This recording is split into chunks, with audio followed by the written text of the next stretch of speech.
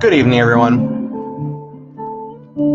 Welcome to May 19th, Wednesday, 2021. So, you may be wondering, what's going on? And that's a good question. What is going on? Well, what's going on with you person watching? How's your day going? I would love to hear how your day is going. Tell me in the comments. This is a live stream thing that I'm doing where we get to hang out and we're just gonna shoot the breeze for some amount of time that I have yet to determine the number of. My name's Phil. I'm your host to this wonderful time that we're having together. I just came back from a lovely little trip of errand running. Do I have hair in my mouth? Yes, I do. Oh my gosh. Cat hair. I'll tell you what. Sheridan's here. It's a better day than it was because I had a donut. Well, that is a very good point. Donuts do make the day a little better. The question is, where did you get the donut from? Because that makes a difference. Because ever since I discovered a little company called Duck Donuts, they have ruined donuts for me for the rest of my life. In the sense that if I don't get a donut from them, that I'm kind of like disappointed because I like their donuts that much. Their donuts they don't have that same like empty feeling that a regular donut will give you afterwards. Like you feel like you ate something. Do you know what I mean? When you eat a donut, do you know what I'm talking about? A lot of donuts give you that empty feeling. You're like, I know I ate something, but I'm still really, really hungry. Why is this? Hi, TJ. How you doing? Sheridan says, it's a Round Rock donut bought on half price at the convenience store. Have you had a Round Rock donut? It was an eclair. I have had Round Rock donuts. I have had them. Jonathan Van Dalen's here. And he says, cake donuts versus yeast. Maybe you're a cake donut person. I think you might be right, because Duck Donuts are cake donuts. And I don't think growing up I ever liked cake donuts. I didn't really care for them when they were from places like Dunkin' or wherever. I'm not like bashing Dunkin'. I'm just saying like that's where I would go as a kid. I don't think I really cared for those. Those cake donuts always seemed very like dense in a way that wasn't enjoyable. But Duck Donuts, they have cake donuts that are airy, and it's just like a brilliant creation. So Sheridan, if you love cake donuts, which you're saying you do, we got to get you some Duck Donuts. We really do need to do that. There's a Duck Donuts in Pflugerville, so I would recommend it. Megan says yeast donuts. Well, everybody has to love something. TJ says Walmart deli side donuts. Wink. Yeah, but do you really feel that way, TJ? Do you really prefer Walmart deli side donuts over anything else? I'm not saying that those won't do in a fix. I'm not saying it.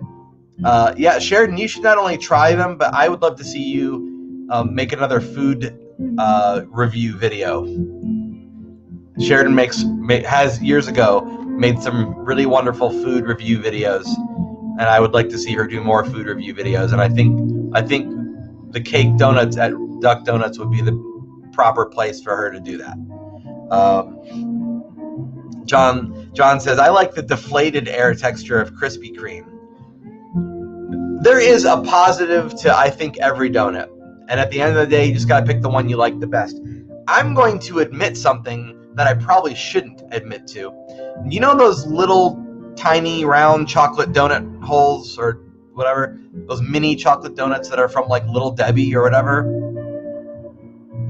They're very waxy. Do you know what I'm talking about?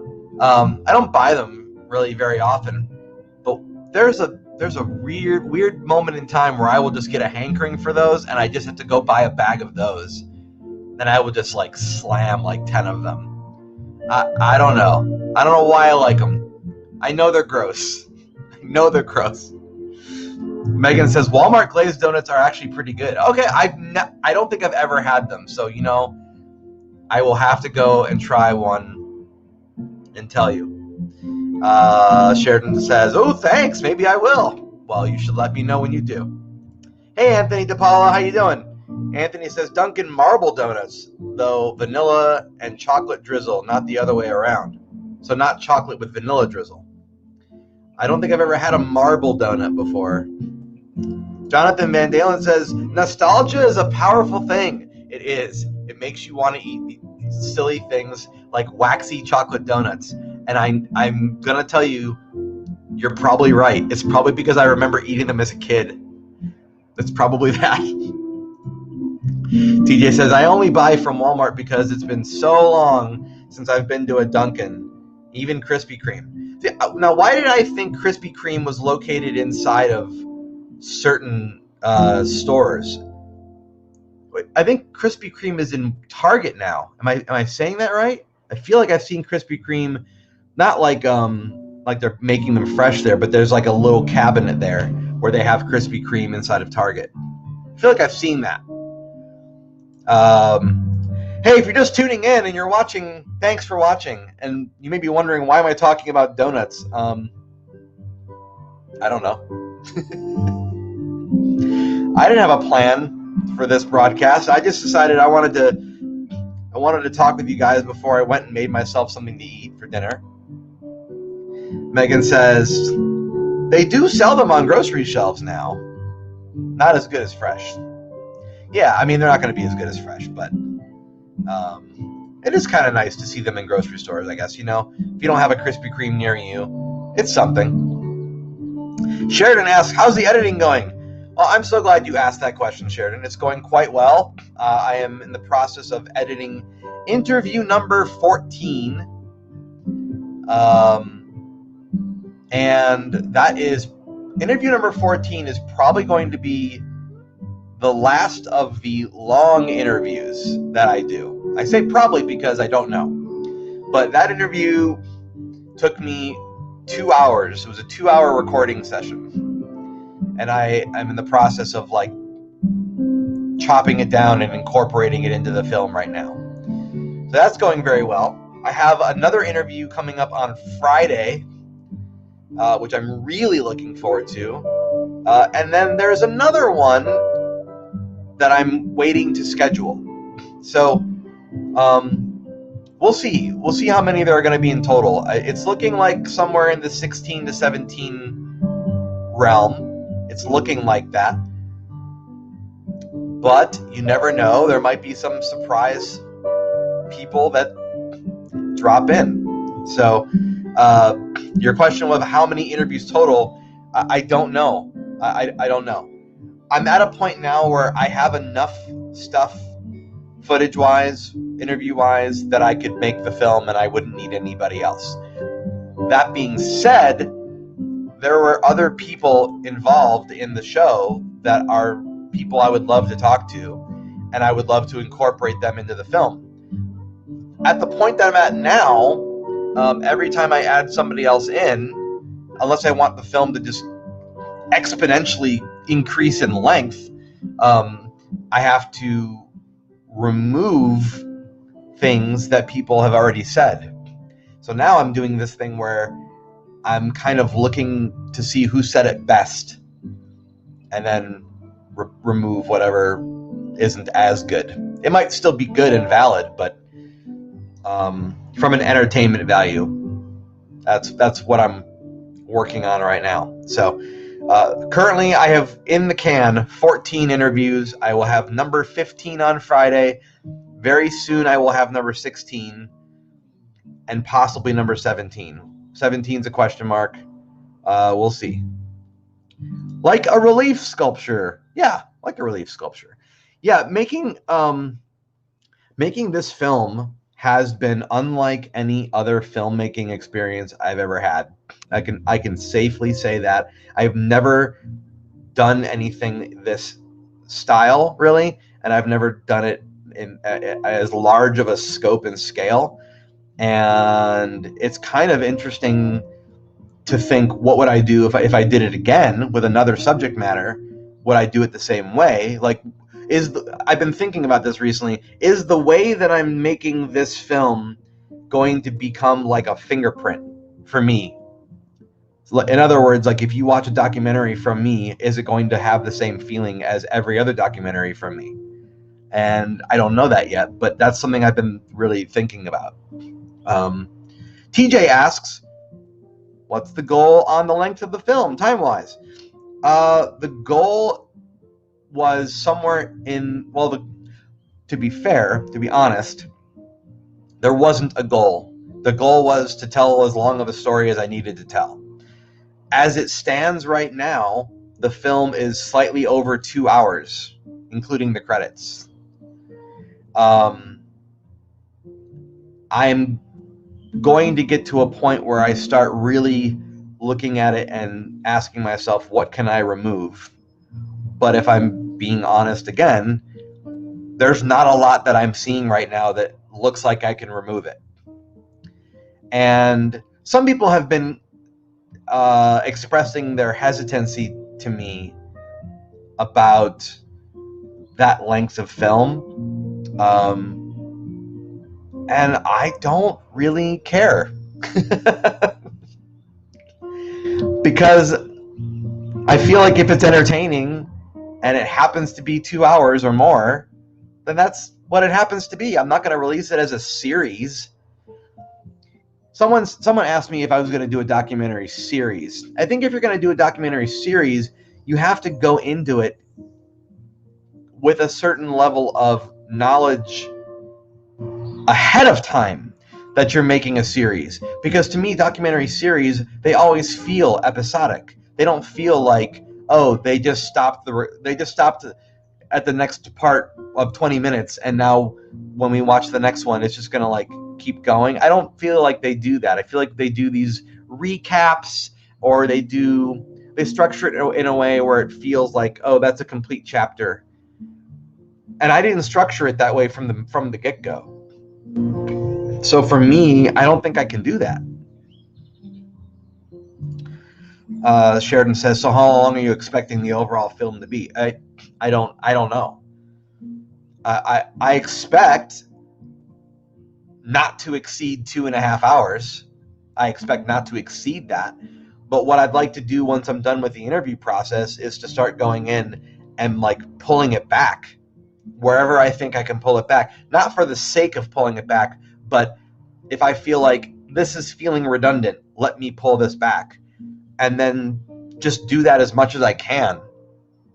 Then that will naturally bring the film length down. But there's so much history. There's so much history, and there's so many viewpoints, and there's so many pieces of artwork. I just feel like to make it 90 minutes is kind of a bubblegum approach, and I don't want to do that. TJ says, that's got to be a very tough decision of what to cut and what to keep. Yeah, it is.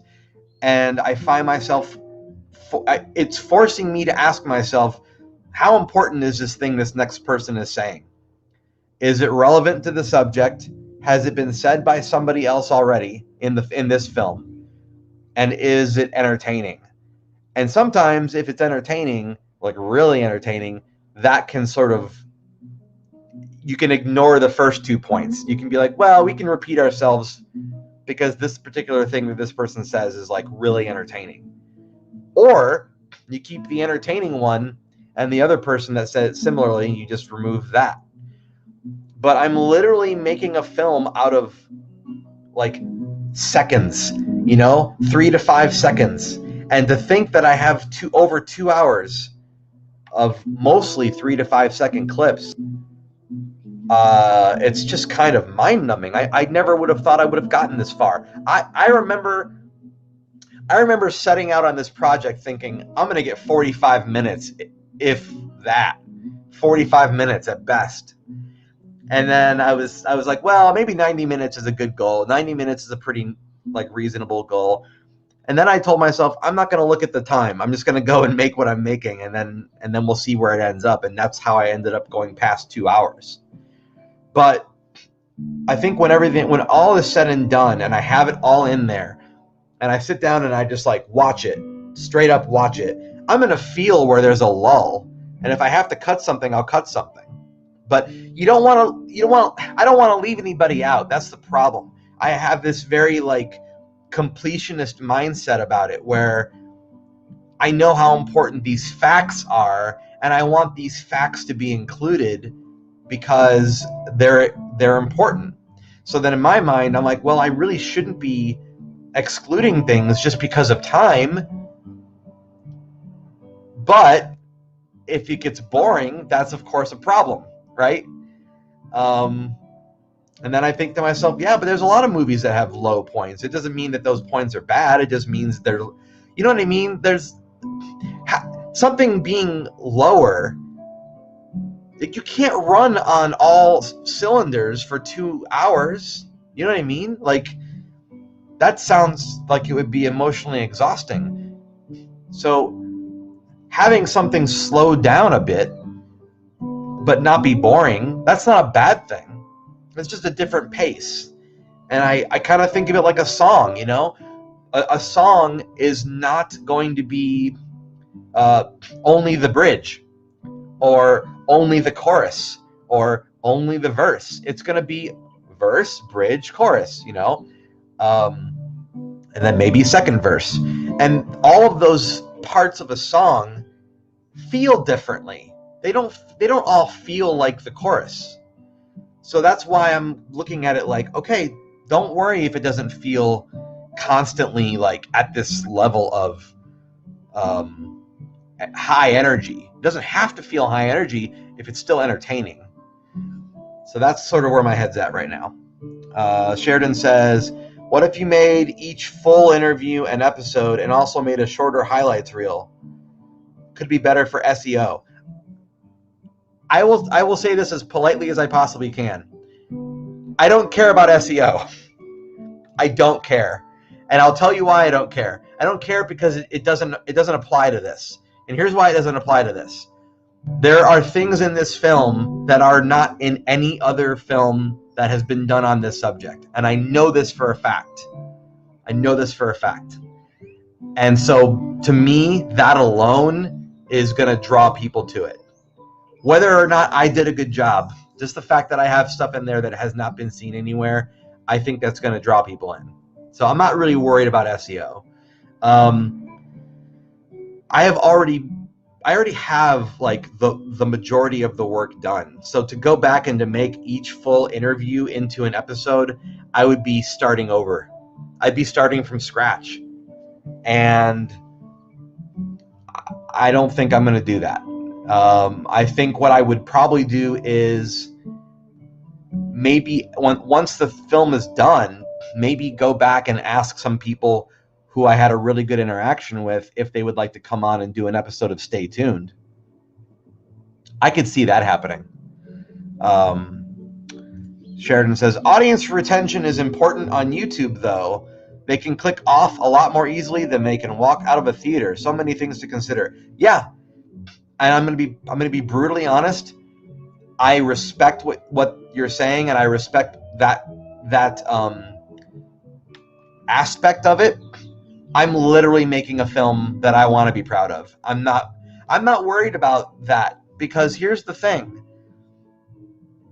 When I made Sparking Sunshine last year, which is only 10 minutes, I'm very happy with how that turned out. But I went and looked at the statistics, and there's a handful of people that pieced out after a minute or two, or 5 minutes, or halfway through, or whatever. I don't feel bad about the film that I made. I'm sad that they didn't stick around, But I don't think it's worth me sitting here going, gosh, I should have made it differently because of that. Nope. I don't think that's the case.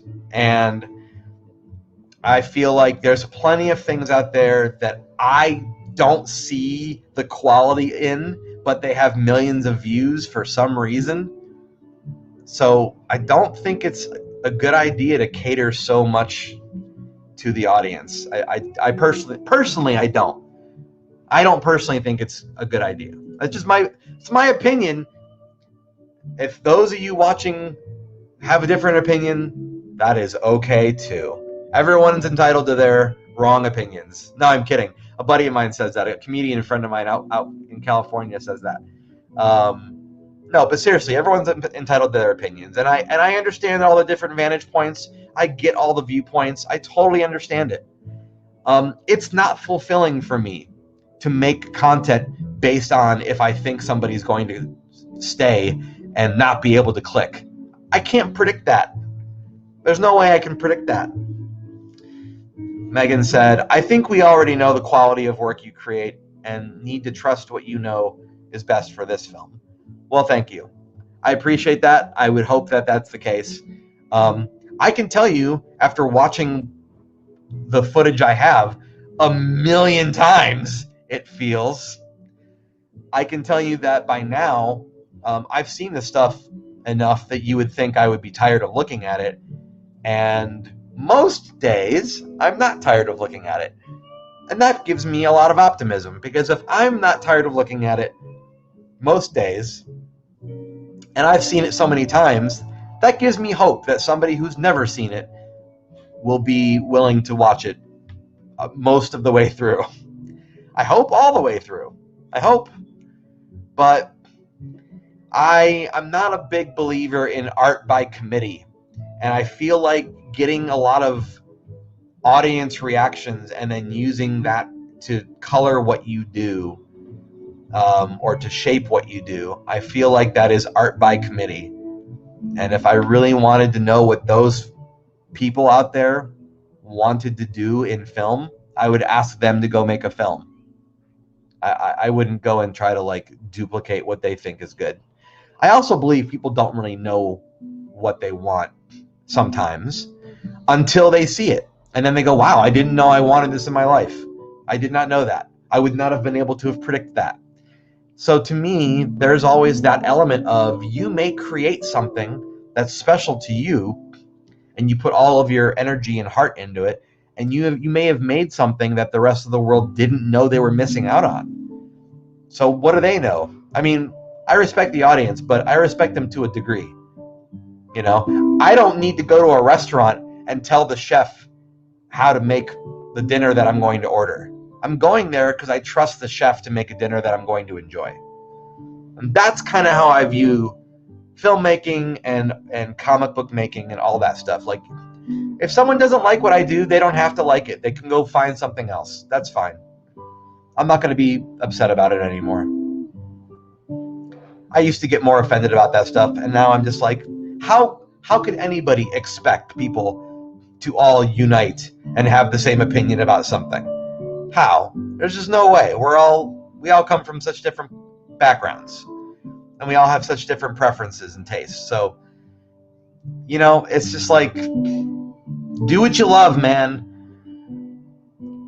Now, that being said, doing what I love isn't necessarily giving me a ton of money to live on. So if you're motivated by money and by measuring success in that sense, maybe you do want to do tons of SEO, and maybe you do want to do tons of market research, you know? But I also believe that doing market research and SEO research doesn't guarantee you an audience either. So at the end of the day, if neither one of those things guarantees you an audience, wouldn't you rather have done the thing that you enjoyed? That's how I feel about it. Wouldn't you rather do that and roll the dice and see how the world handles it, versus go, all right, I've calculated everything, there's no way this can fail, and you roll the dice and it fails. Like, that just seems disheartening, because then you did all that stuff and you weren't even creatively fulfilled by it. and then people still didn't like it. And you're like, what do you want?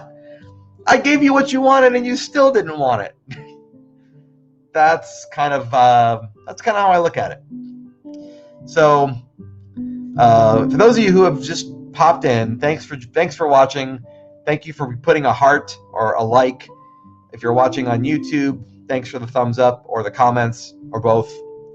If you're watching on Facebook, thanks for all the little emojis and things. If you're watching on Twitch, holy cow, hi, because I do not have a good following on Twitch. So welcome if you're here from Twitch. Even if you're watching after the fact. Sometimes people watch these videos after the fact. So hi if you're watching after the fact. If you are here live, I tend to interact with my audience, as you may have noticed. And Wednesday nights, 7 p.m. Central Time is typically when I do these things now. So if you'd like to put me on your calendar, put me on your calendar. Follow me on social media. Follow me on YouTube. And you'll get notifications if you ding that little bell on YouTube. It'll tell you when I'm going to go live next. So people may not realize how much social engagement matters. But let me explain something to you audience members out there. A lot of us artists are not making money on live streaming or a lot of these things. Some of us are making money on it. Some of us are not. And yet we do it anyway.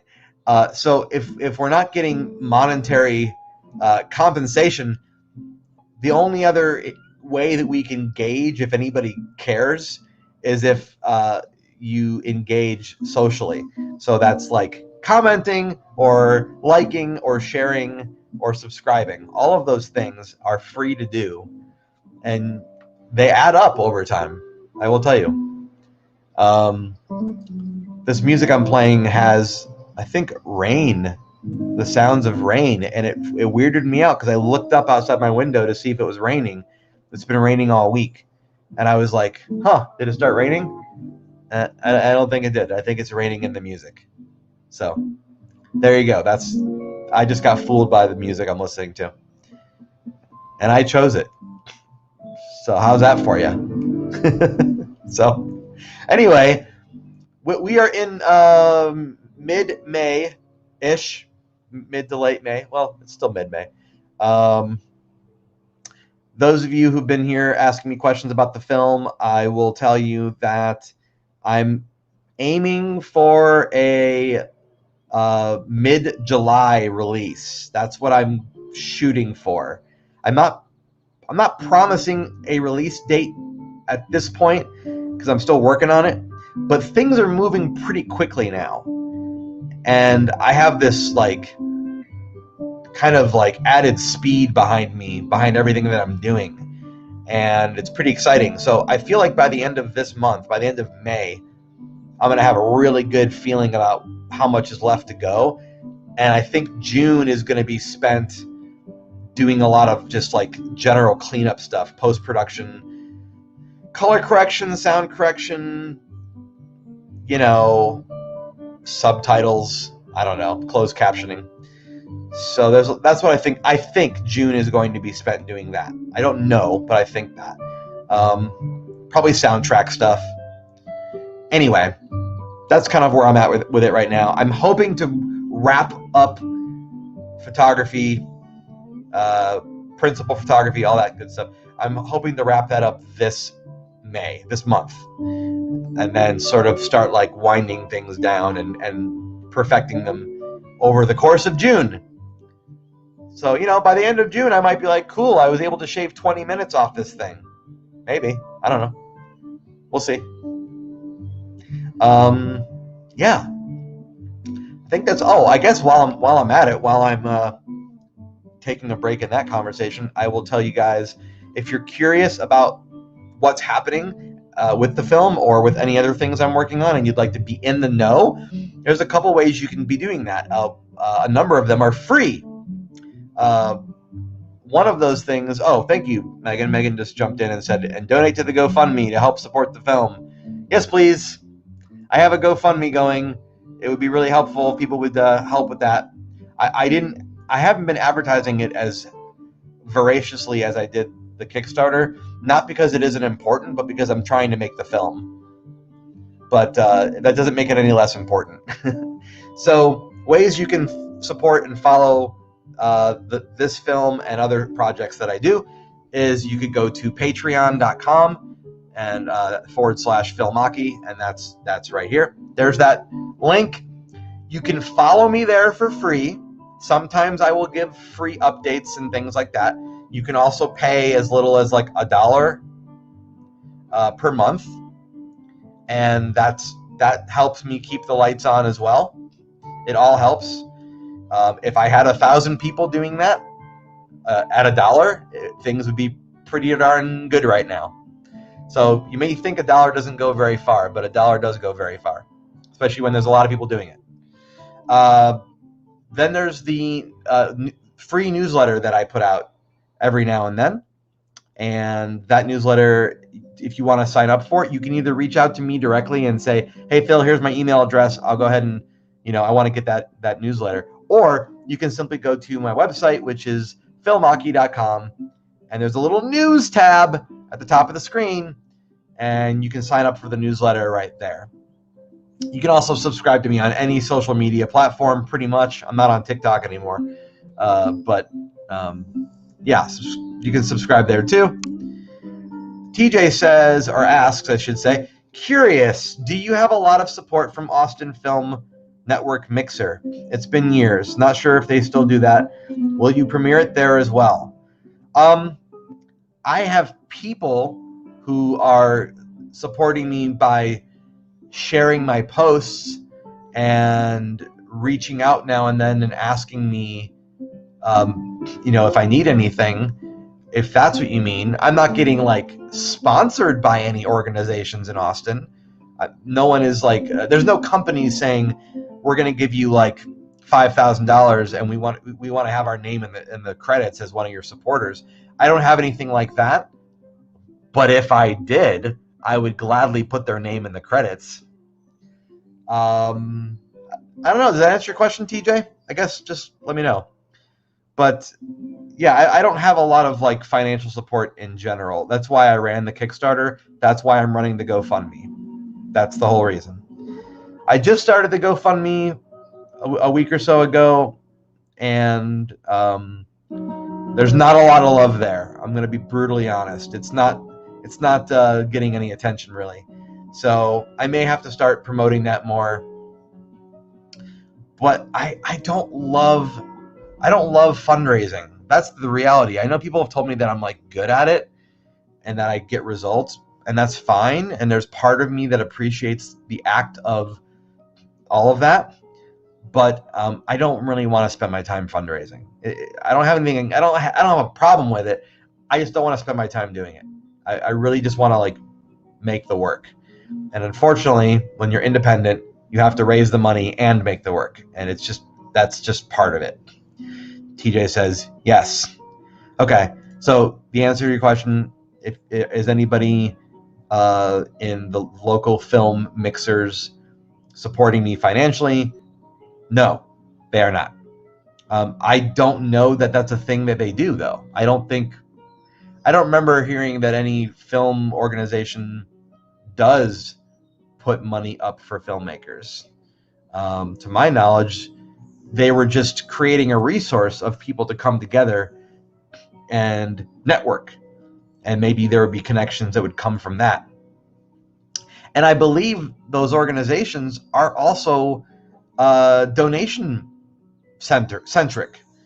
I believe you can donate to any of like Austin Film Meet or Network Austin Mixer or any of those organizations, Austin Entertainment Business, all of those I believe have the option to donate to them to keep them going. So I don't believe that they have any kind of fund available for filmmakers.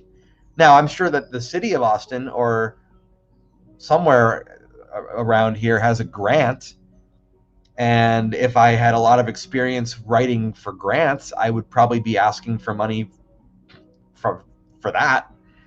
I probably should be doing that, is asking for grants right now. But that's the only thing I can think of as far as like setting that up. Yeah, I get you were just curious. I just wanted to like answer your question thoroughly. But that's why I'm doing the crowdfunding thing. It's pretty easy to set up, and you don't have to put too much thought into it. The problem is crowdfunding kind of requires a massive push to get support. Unless you have such a huge audience that people are just like following your every word on social media. It's not something that I have for me. But I do have a decent number of people that do support what I do, and I'm very grateful for that. But it's not along the lines of I make a post and then whatever I'm trying to fundraise is like funded in a couple hours. There are people like that. I know. I've seen them. They will post a thing, and then they're like, I'm trying to raise money to print this thing or do this thing, and within a few hours, they are over their goal. And that is not where I'm at yet. I look forward to getting to that point. It would be great. TJ says, I do love your background. ATX has grown so much. Yeah, I enjoy this setting as well. I played a lot with different backgrounds doing live streaming, and I just kind of feel like this ties it in. You know, like I moved to Austin 7.5 years ago, closer to 8 years ago, and this town has ultimately been very good to me. I mean, I won't say that I'm not, struggling and I'm not like still working very hard to try to exist in this city, because that's exactly what's happening. But I have a fondness for being here, and I think there are some great people here. Obviously, some of yourselves who are watching this are from Austin, so you know how great you are. And also, there's like wonderful things to do and see, and the weather's most of the time something that I'm agreeable with. Even on those days where it's super, super hot. So Austin's been nice. I have nothing bad to say about it, other than that it's getting really expensive to live here. That's the problem I have. I wish I could afford it better to live here. But yeah. Anyway, Austin. That's why Austin's my background. I don't know where else I would live. I honestly can't think of another city that is calling to me. So TJ asks, are the movie theaters open there? Yes, movie theaters are open here. They've been actually some of the most impressive companies to handle the pandemic have been, I think, have been movie theaters. They've been really good about giving everyone space in between, seats, and so they've been really great about that. H-E-B, the main grocery chain here, has been fantastic. They've done such a good job.